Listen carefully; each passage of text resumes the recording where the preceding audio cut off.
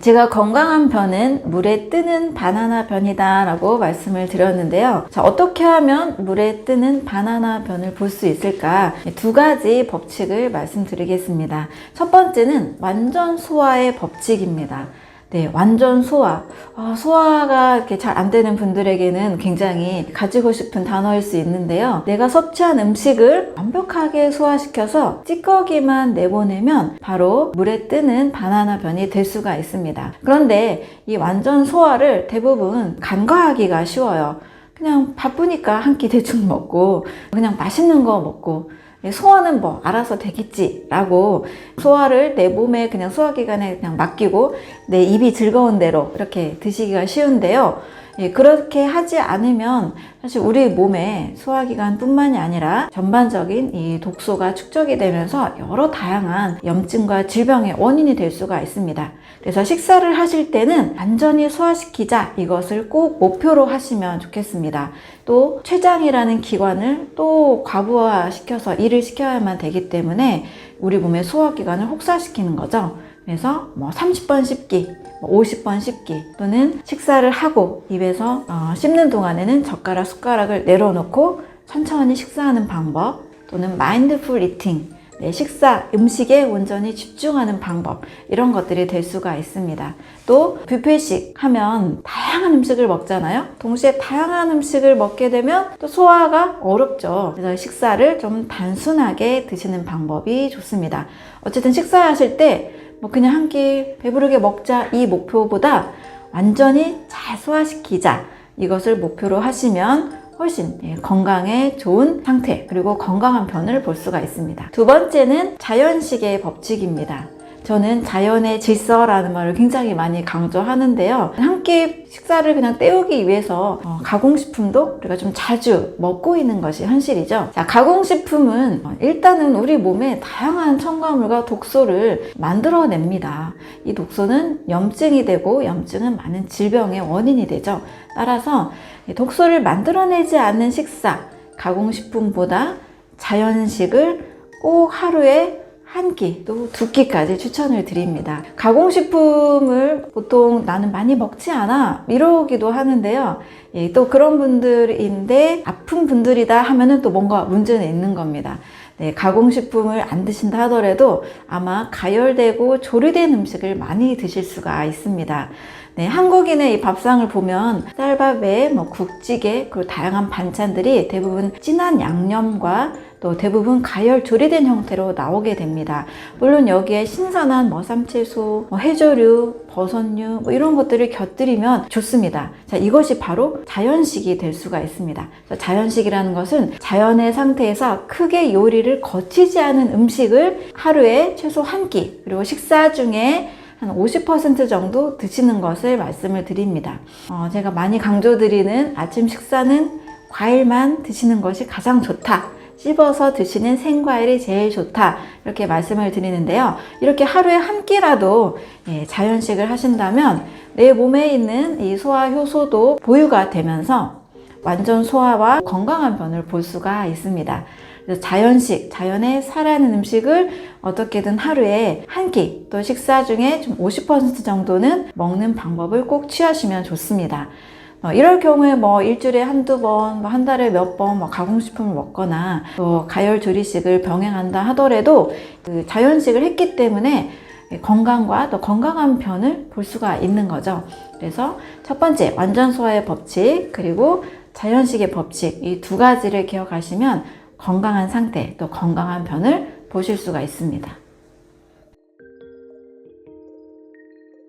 건강한 변 얘기를 자꾸 하다 보니까 이제 변의 성분을 좀 말씀드려야 될 것 같은데, 변의 성분은 약 75%는 수분입니다.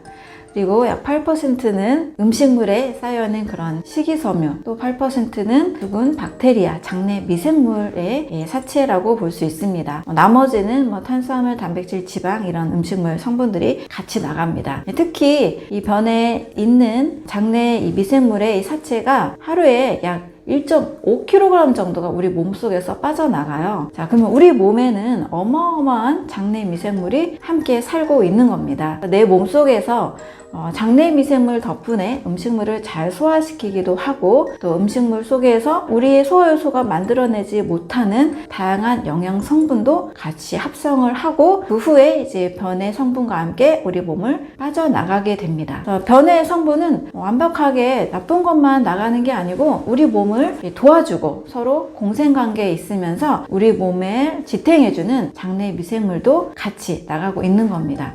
그래서 건강한 이 변을 만들어내기 위해서는 좋은 음식을 먹고 또 건강한 장내 미생물의 환경을 만들어주고 변을 잘 내보내는 것, 이 모든 과정이 함께 중요하다고 할 수가 있습니다.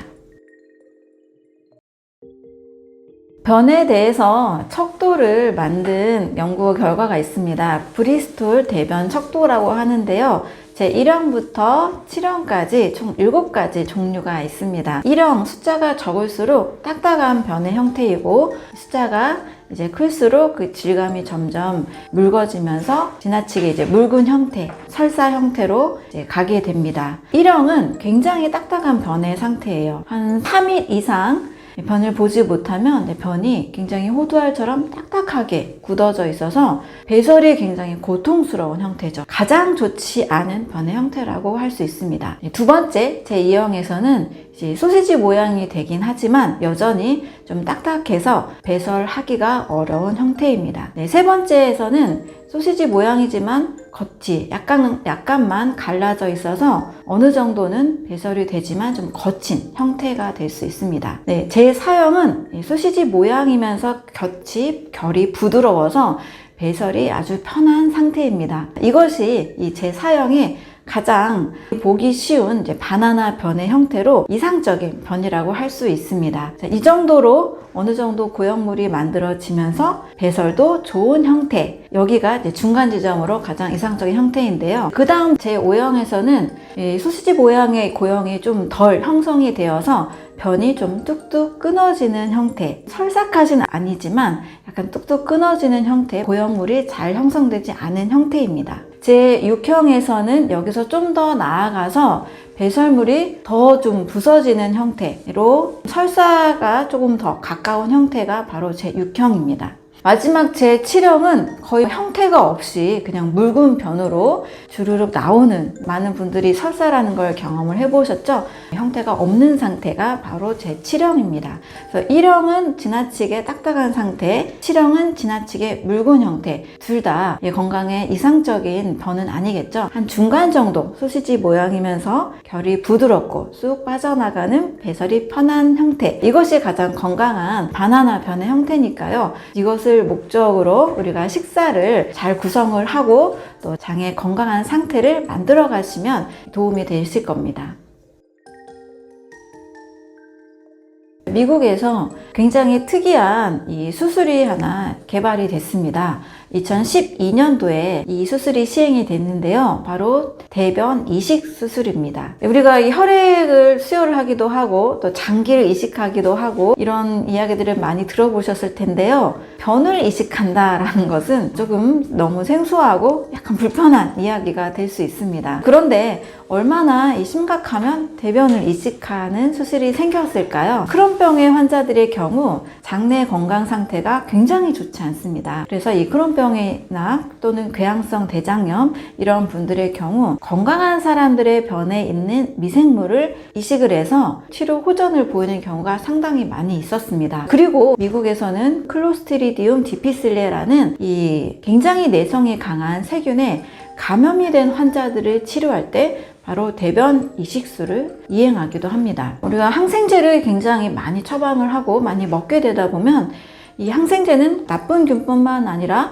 건강한 균도 같이 제거를 하기 때문에 장내 환경이 굉장히 무너지게 됩니다. 장내 환경이 굉장히 무너졌을 때 클로스트리디움 디피실레라는 이 세균에 감염이 돼서 도저히 어떤 항생제로도 치료가 되지 않는 거예요. 이 세균에 감염되면 미국인 50만 명 중에 약 3만 명이 사망을 하게 됩니다. 항생제가 전혀 듣지 않는 거예요. 환자들의 경우 이 약을 많이 먹다 보니까 일어나게 되는 또 다른 새로운 부작용, 새로운 질환이라고 할 수 있죠. 자, 이럴 때 새로운 치료법으로 건강한 사람의 장에 있는 건강한 균들을 이 환자들에게 이식을 하면 치료가 되겠다라는 것이 이제 착안이 됐습니다. 그래서 건강한 사람의 변을 기증을 받아서 변 성분을 제거하고 이 미생물을 구강이나 또 항문을 통해서 바로 장에 이식을 합니다. 자, 이렇게 대변 이식술을 시행한 결과 약 86%의 사람들이 치료가 됐다라는 결과들이 있습니다. 자, 그래서 이 이식 수술이 점점점 확대가 되면서 자가면역 질환, 크론병이나 나중엔 점점 당뇨나 심지어 암까지 장의 상태가 호전이 되면 나아지는 많은 질병들에 적용이 되고 있는 시점에 있습니다. 우리나라에서도 2012년도에 여러 병원에서 시행을 하고 있고 시행 횟수를 점점 늘리고 있습니다.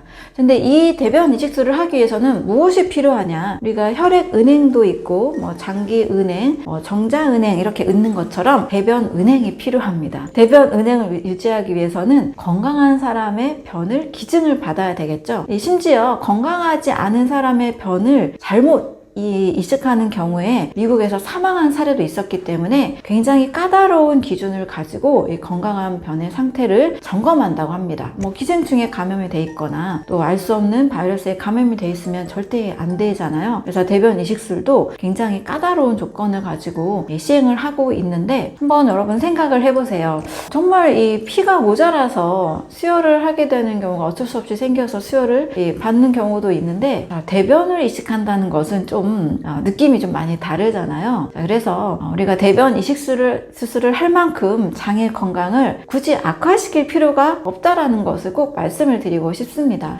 현대의학에서는 항상 이 어떤 증상들을 바로 완화하고 해결하기 위해서 다양한 방법들을 동원을 합니다. 그런데 저는 먼저 이렇게까지 심각해지지 않을 수 있는 우리 몸에 늘 정화작용이 일어나고 있기 때문에 거기까지는 가지 말자라고 말씀을 드립니다. 역시 건강한 사람의 변을 이식한다는 것 자체는 그 장에 있는 건강한 미생물, 장 마이크로바이옴을 이식하는 건데요. 이 장 마이크로바이옴은 내 몸이 알아서 만들 수가 있습니다. 대신 내가 매일 나쁜 음식을 먹고 너무 좋지 않은 라이프 스타일을 하게 되면 이 장내 미생물이 굉장히 상태가 나빠지는 거죠. 그래서 건강한 음식을 먹고 또 건강한 라이프 스타일을 만든다라면 굳이 클로스트리움 디피실레의 공격을 받지 않아도 되고 다른 사람의 대변을 이식하지 않아도 됩니다. 내가 만드는 장 마이크로바이옴이 나에게 맞춤, 신약이 될 수 있는 거죠. 그래서 요즘 대변 은행이 전 세계적으로 너무 늘어나고 있는 추세에 있는데요. 저는 굉장히 안타까운 현실이라고 생각을 합니다. 그러기 전에 우리 몸이 알아서 내 몸에 맞춤, 신약, 마이크로바이옴을 만들 수 있는 환경을 우리가 서로 만들어가면 좋겠습니다.